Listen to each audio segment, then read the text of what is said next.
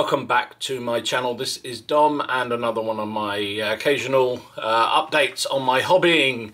Been a little while since I did one of these, mainly because I was away in Ludlow again for about 10 days or so, and I think I've mentioned before, whenever I go there it curtails my hobbying, mainly because I can't be naffed to take a whole load of paint pots and what have you. And I certainly don't get any games in, so generally it's just reading and visiting historical sites and enjoying the area around Shropshire where we are.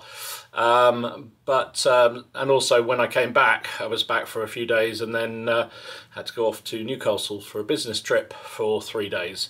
So it has sort of meant there's been a longer period across this thing. That said, I've got quite a lot done, so we'll run through that. And also that period did straddle Black Friday.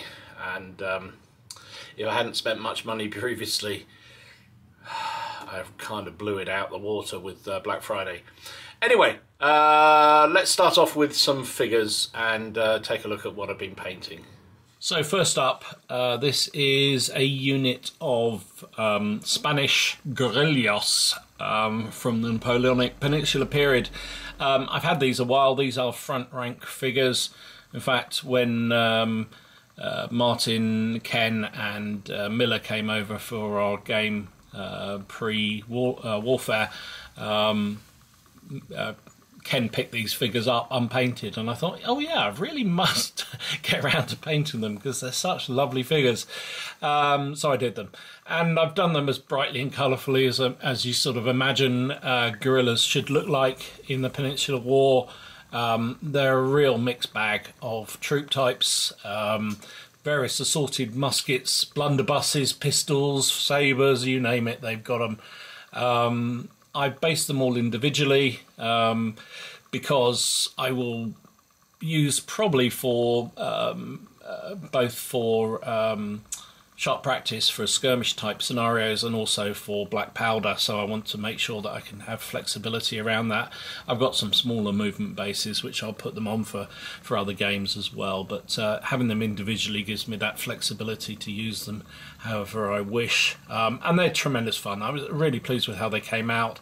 They've got lovely character to them. They just look really good, so they'll go into my Spanish black powder brigade box, and you know, as I say, I'll either use them for that black powder or I'll use them for sharp practice or similar. I suppose they could also be something like muskets and tomahawks, that sort of thing. I haven't played that for a long time, but there you go. Beautiful figures, front rank, via Gripping Beast these days. So this is Brienne of Normandy and her bunch of mercenary Norman men-at-arms, along with her confessor. So this is a bunch of predominantly 28mm Victrix plastic Norman figures that I think Simon sent me some time ago, and they've been sitting sort of waiting for something to happen to them, and you know, if you don't put them on the paint table and put paint on them, nothing happens. So funny that. And again, because I've been in this sort of mode of working through some of the backlog, I thought I'd have a go at them, and I'm pleased I did. So I wanted to do something slightly different. I put them on big bases. They're on 2 bases rather than just one big one, because I'll probably use them for something like Hail Caesar or equivalent. They're lovely figures, really nice. The female Warlord, not sure where I want to say she came from, is it 1066 Miniatures? I can't remember. It was a Kickstarter that I just bought literally a couple of figures from, because I wanted their particular, I think there was some light infantry they did which I wanted for whatever I was doing at the time, so I picked it up. I don't know where the priest came from. He's been sitting in the spares box for a while, but I thought it was ideal to put him on this base right behind her ladyship. The only thing missing from this, there was no standards, so for those of you who have a thing about lots of flags, couldn't add one in. I could have moulded one, I guess, or put one in somewhere, but I was lazy. I just wanted to get these painted and ready to go. And I'm quite pleased with the effect. They've come out well. Just sort of, and I think grouping them up en masse, if you don't count correctly, I mean, this should be a 24-man unit. It would be equivalent to a 24-man unit, but there's not 24 figures there. But there looks like there is. So that kind of works for me. So there you go. Another unit completed. Quite happy how it came out. So next up, another pike and shot battalion. This is a Protestant force. I forget which regiment it is. Again, using just the standard sprue from Warlords. Also in front is a selection of commanders. These are actually, I think these are the Royalist character packs. Now I didn't plan to do any English Civil War with these figures. So I just basically used them as any kind of commanders. And one thing I have noticed in the games I've played so far of pike and shot is that I'm a bit short on commanders, so I bought these and sort of just painted them up as just standard commanders, and you know, they'll be fine. I mean, you can see the guy coming around with the blue plume and an axe is actually supposed to be Prince Rupert, I believe, with his dog. But other than that, I think they're pretty much indistinguishable as any other commanders. The pike and shot themselves, I did my usual quick fire approach. This time I used, I think it's called Khaki from Halfords, from the car place. I use a lot of their spray paints as my primers, and they do these sort of, I think they're called the camo range. They're smaller cans, they're a little bit more expensive, but just good for occasional usage. And I found a couple of the, so I think they're called Khaki, which is a very sort of sandy colour, actually. And I basically spray painted, undercoated the figures with that, and then just picked out the odd bits of detail, occasional changes of colours on hats, and a couple of the trousers and jackets are different, but basically let that undercoat come through, and then picked out the weapons and the bandoliers and, you know, any bags they've got on them, and then just washed it, in this case with Agrax, and gave it that sort of that brownier look, which is what I wanted out of this unit. So it means I can rattle through. I think that unit took a couple of evenings work. Commander's only a couple of hours, really. I'm just rattling through. Now, you know, they're not going to win any paint awards, but it doesn't matter. The one thing I've learned from the games I've played so far, and the feedback I've had from everybody, it is just that mass effect that you're looking for. And I know you could do them just, you know, just leave them in their base colours, but I prefer to see them painted, even if it's not fantastic paintwork, if you see what I mean. And you're seeing them as close as anybody's like to see them, with this probably actually closer, whereas when they're on the table en masse, you just don't notice, and I think they look fine.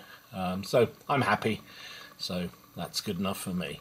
So the inevitable also happened. I have shown on the channel a couple of games of Indian Mutiny that I've been playing down the club, using mainly the Men Will Be King rules, with Tony and Paul, and they're amazing Indian Mutiny figures. And I've flip-flopped between, should I get some figures, should I not? They've got so many, they look so good.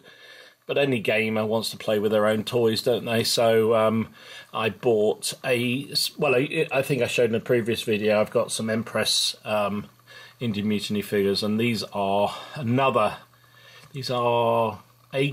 miniatures.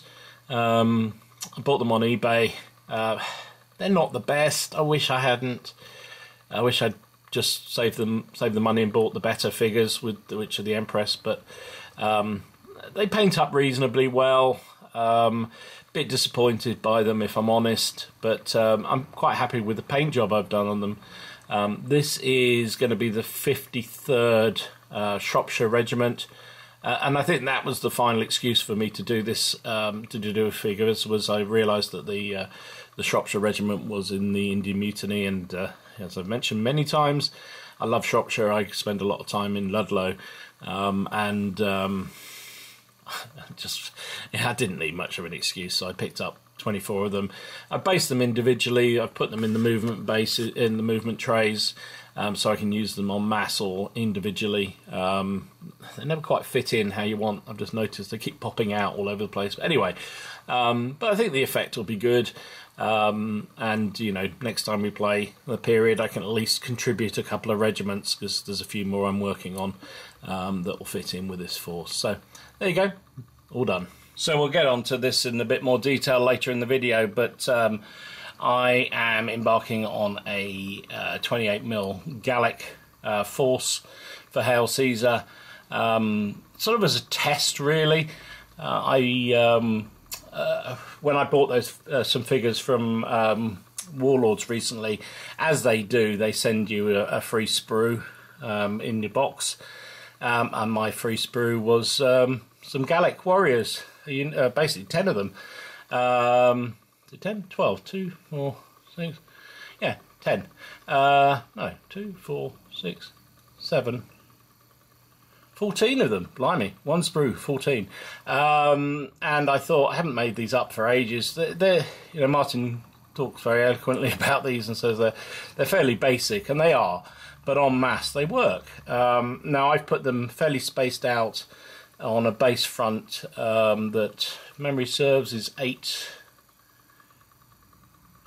4 figures wide, and I've only got 3-ish wide, and I think it works quite well. So I say this was a test. I used a different approach with the skin tone figures. The guys who basically a bear, I undercoated with an army painter, Barbarian Flesh I think it's called, and then just washed it. And I think the effect is really good, and it certainly speeds up the process a lot. The guys with armour, I did my normal approach of just undercoating with grey and then building up from there. But they go in quite well. I noticed a bit of bobbling with the varnish, which is a bit annoying. Probably a bit humid when I was, or a bit wet, probably more like rather than humid when I was undercoating, which is when I was varnishing, which is annoying. But never mind. These will fit into whatever I do with the other units, which I'll come to later in the video. But I'm quite pleased with how they worked. I had a few spare water slide transfers for shields, so pop those on as well. And I say, I think they're just as a sort of wild bunch, barbaric warbandy type thing. I'll do 2 more bases exactly like this, which will basically form a large battalion unit, whatever you call it in Hail Caesar, and that'll be great. So yeah, quite happy with how they came out. So quite a fair bit of painting, and again, what strikes me is, apart from the epic figures where there's quite a few going along there, more of that in a minute, I have kind of just been flip-flopping around all over the place, and I don't mind that. For me, that's absolutely fine. It just means I'm clearing out some of the projects that were underway, and I'm quite happy to do that, because I feel guilty looking at them around the cabin here, just thinking that one I really ought to finish off. And there's still plenty undercoated on the tongue depressor sticks and what have you, ready to go, and let alone all the stuff that needs assembling. So anyway, so it's just nice to get some of those figures done. Although I'm wondering the sense of how sensible it was to start in a new colonial period, but I don't think it's going to be big. So in my defence, it'll probably just be one of these ones I'll just dip in and out every so often. Anyway, gaming-wise, not quite so much. It's been going on because of all the sort of trips and what have you that I've been involved in. I did have a absolutely stonking game of 15mm Napoleonics the other week. Annoyingly, I've got some pictures, so I'll put them up. I didn't film it, and I should have filmed it, but I've mentioned this before, but at Farnborough Wargaming Club, where I play on a Friday night, I guess once a month or so, typically we have to go into a smaller area upstairs, which is quite confined, a bit noisy, Now this time we had to go up there because the heating had broken down in the main hall. It was flipping freezing, and it was a much smaller area up there, so a few bodies, big wargamer bodies in a small confined space, kept the heat up, which was pretty good. So yeah, we played a 15mm Napoleonic game, Tony, myself, Jonathan and Paul, and it was a cracker, really good game, and I wish I had recorded it because it was good fun. It was a really nip and tuck, good fun, enjoyed all the way, but I didn't, so shoot me. Although Gamer Graham came along at one point and said, "Why aren't you filming this?" And I went, "Because it's a bit noisy," and he said it's not that bad, and it wasn't actually that bad. I could have done it, but hey, never mind. Sometimes you just have to let it flow. So last Friday, I took my epic pike and shot figures down to the club, and I kind of, well, I didn't play really, I just umpired and sort of interfered with the game. One of the scenarios from the epic 30-year war scenarios in the book, there's 3 in there. I've played one here in the games room, which you may have seen, and this was another one. This was from the early period of the 30-year war, and the scenario basically was the Swedish forces were pursuing imperial forces across Germany, and the commander of the Swedes was basically told just to keep distance, but keep the pressure on, kind of thing. And then he discovered from deserters that the imperial forces had the pay chests for the entire imperial forces in this town opposite where they were, and so that changed the rules of engagement, and he went all out for attack. And basically this was this scenario. We set it up as the book dictated. There were several woods across the front, which are interesting because cavalry and pike can't go in woods, so it channeled the Swedish attacks very much. And they had to, basically, there were 3 built up areas, which in itself is interesting because pike and cavalry can't go in built up areas, but everybody had pike and cavalry, nothing else. Anyway, by the by, the scenario wasn't thought through too well, I don't think. So there were 3 buildings, a windmill, a manor house and a farm, and the Imperial Defender basically chooses one of those to contain the pay chest, and the Swedes basically have to try and capture it, and if they capture it, it's a win. So Jonathan was playing the Swedes, David was playing the Imperial forces. The Swedes had a lot more men, but the problem was that both Jonathan and David were rolling far too high on their command rolls, and even though they had 8 and 9 generals, we were playing pike and shot, obviously, Warlords system, where you need to roll low for your command rolls. They were rolling too high and getting lots of 9s, 10s and 11s. Don't think we had any blunders, bizarrely, but anyway, so it meant that he just couldn't coordinate his attacks. For large parts of the battle, large chunks of his forces just refused to move. Now, give him his dues, and Jonathan is, by own admission, quite a defensive player, but he went all out for it, and when we packed up, about 9:30, when we have to leave it all at 10, it was clear that Swedes were going to struggle to achieve the objective, so he conceded.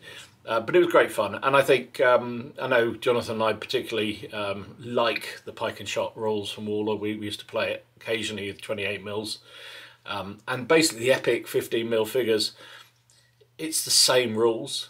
The measurements are all the same, which is a bit odd, and it does, I mentioned this before, it does take a little bit of getting your head around the fact that you've got musketeers firing at 18-inch range when they're only 15mm figures, cannons firing at 48 inches range and that sort of thing. But it's funny, it doesn't really detract, and I know somebody commented that they reduce the ranges, use centimetres rather than inches, and certainly for the muskets, and I could do that, but so far I've actually not been an issue with it, to be fair. But you do need to play it as a result on quite a big table, which I know will limit some people. So I will at some point do a 6x4 table of Epic, playing an alternative measurement system and see how that plays out, because I think that's probably more in keeping with most people's table space. I'm lucky I can do an 8x6, and down the club we can do an 8x6 quite easily. So anyway, good game, really enjoyed it. Sadly, I won't get a game this Friday because my darling wife has arranged for a whole load of people to come round. So it's Christmas, so I guess, you know, and she's very understanding in most things, but god damn, it's Friday. So anyway, so no games for me. If I get a chance, I might set... I'm hankering after doing a Napoleonic black powder game here in the boot room, so I might well set one of those up and play it solo for the next few days. Just play a few turns here and there. I'm actually thinking about doing a sort of interactive game in some way. I tried it once before with a sharp practice game, and actually didn't get an awful lot of feedback on it. I was basically asking people played a couple of turns, and then sort of asked people what they thought should happen next.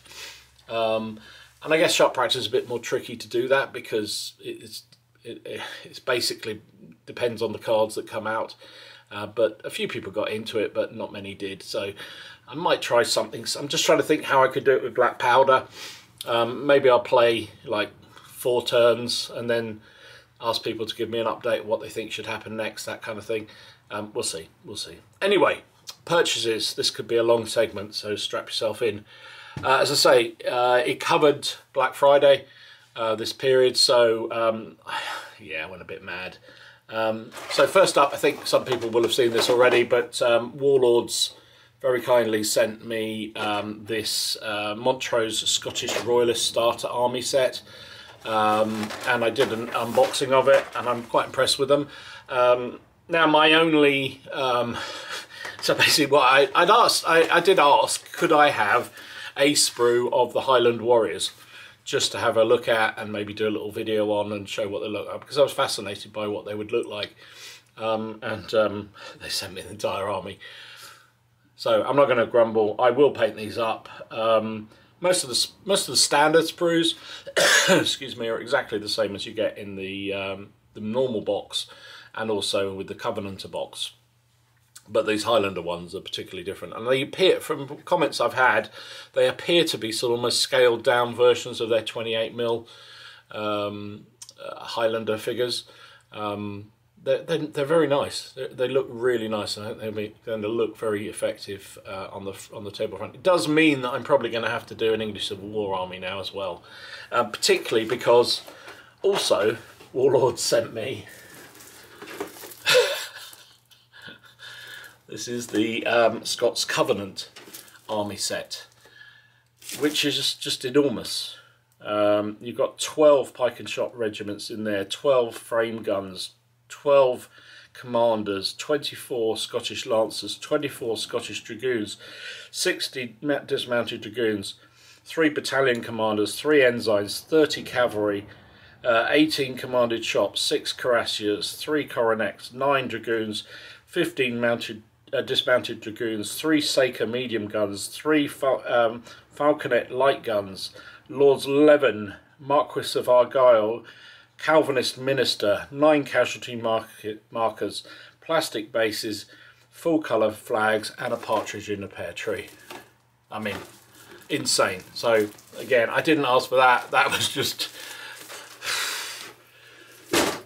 I haven't finished the first box set, and people keep giving me sprues, so, which is lovely, but the army's getting bigger and bigger and bigger, and I just, yeah, I quite enjoyed painting them. So anyway, so that was that. That was my freebies. Now, in terms of purchases, again, people may have seen this. I did a couple of shorts about big box I got from Victrix. I took advantage of their Black Friday sale, 20% off, I think it was.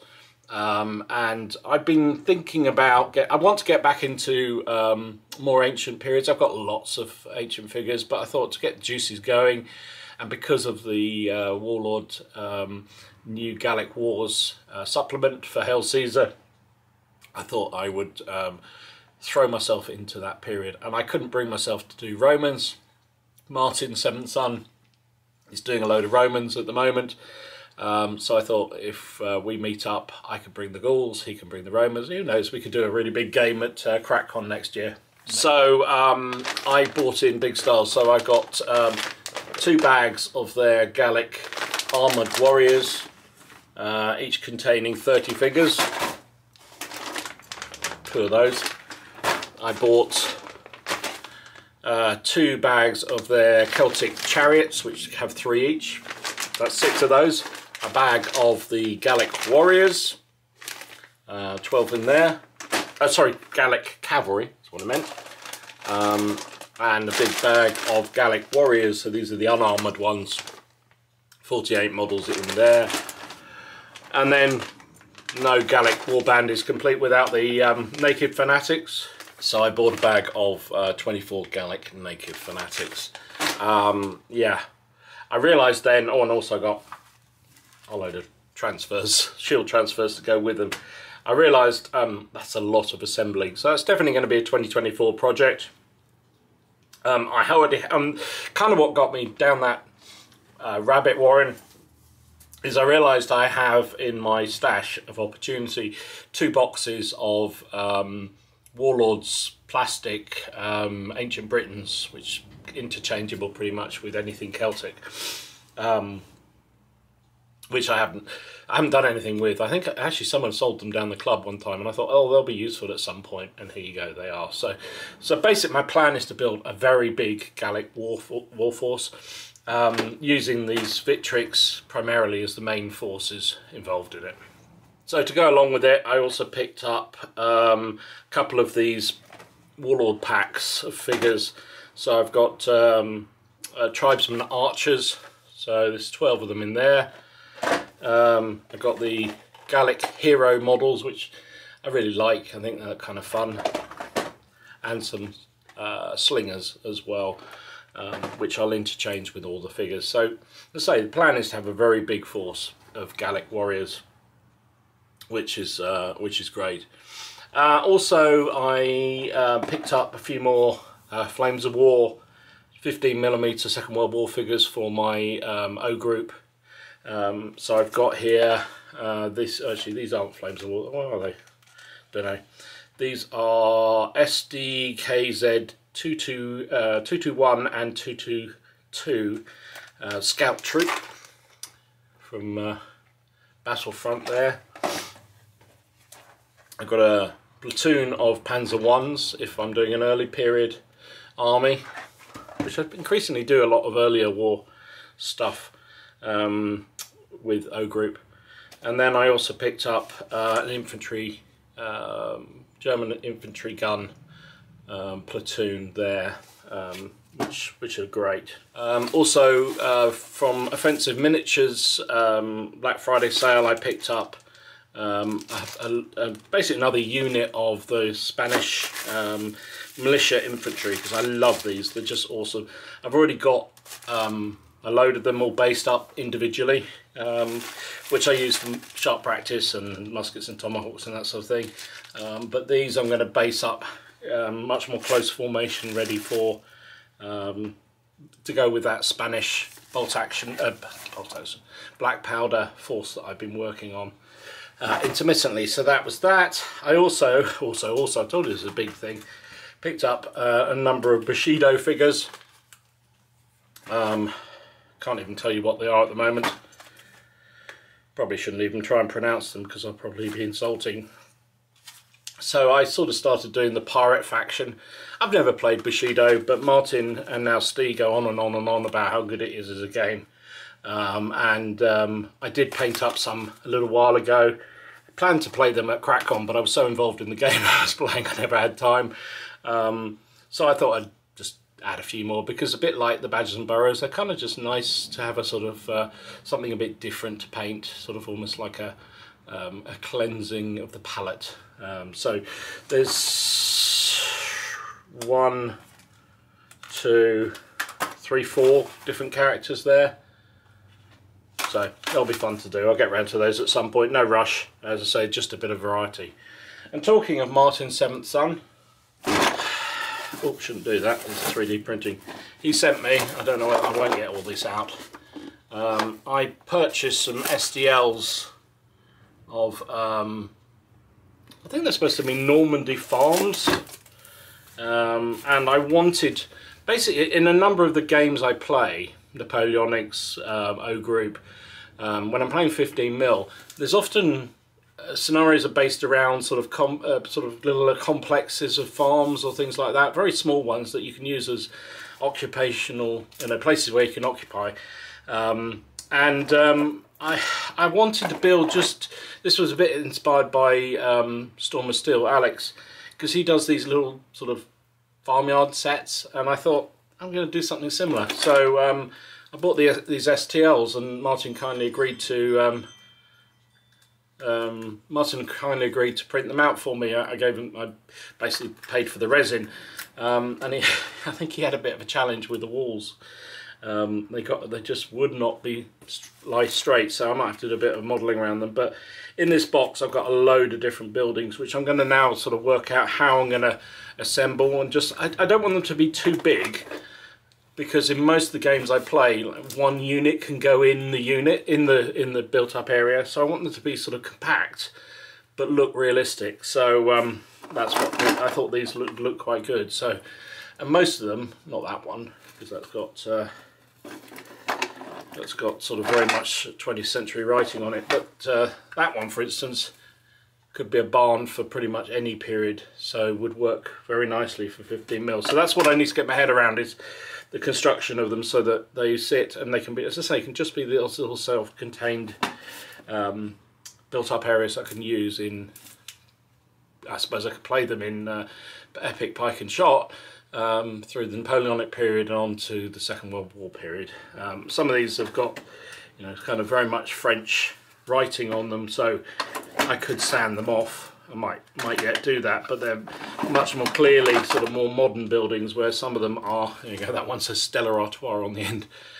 Now I could just rub that off, but we'll see. But thanks to Martin for that, much appreciated. Now I'm not sure what to do with them, but I need to spend a bit of time thinking about the structure of these build-ups. And I think that's pretty much it. Plenty, I think you'll agree, to be going on with. So, yeah, the stash has been reinforced. Much more figures around here. I don't know whether I'll do another video before Christmas. Well, in terms of one of these painting updates or gaming update videos, almost certainly do some gaming videos before then. But if I don't speak to you, all have a great Christmas if you celebrate it, or a season's greetings to everyone. Enjoy your time off if you get it. I hope everyone does. I know some people who have to work through the sort of jobs they do, and thank you for those who do, because it would leave the rest of us in a lot of the lurch. So anyway, if you do get a break, enjoy it. If you don't, hope you do get a break fairly soon, and I hope the festive period is everything you wish it to be, and you can spend some time with family and friends and just chillax. I certainly will be. There may be a few red wines and beers and other things quaffed. Maybe. Anyway, stay safe, stay well, and I'll see you again soon. This is Dom, signing out.